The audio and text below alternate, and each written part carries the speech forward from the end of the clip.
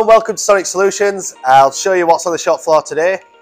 There are filters that go on the outside of a factory that inside runs a diesel engine.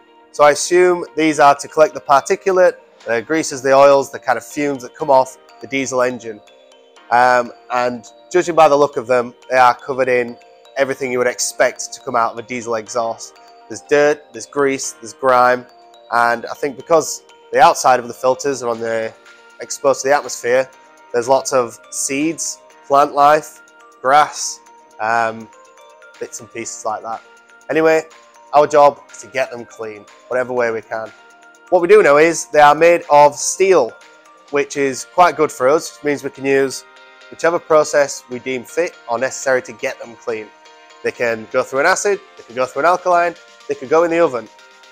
So, first of all, it came to us, give them a real good jet washing, because it's so thick on is the material that we thought, good jet wash first, let's save the ultrasonic tanks from getting too grim too early.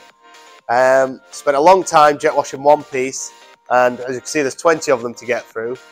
It was a long laborious process, really dirty, bits coming off it everywhere, everything was filthy because of the jet washing. Then we put them in the ultrasonic tank. The first one ruined the tank straight away, not so good.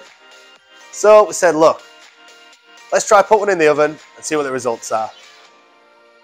Put one in the oven and it's been successful. Put them in the oven, quick ultrasonic clean, and it shouldn't take half as long to do. So we found a good process and a good end result, as you can see from the before and the after. If you've got anything similar that you'd like us to try out for you, give us a call or an email, we're happy to talk. Thank you very much for watching.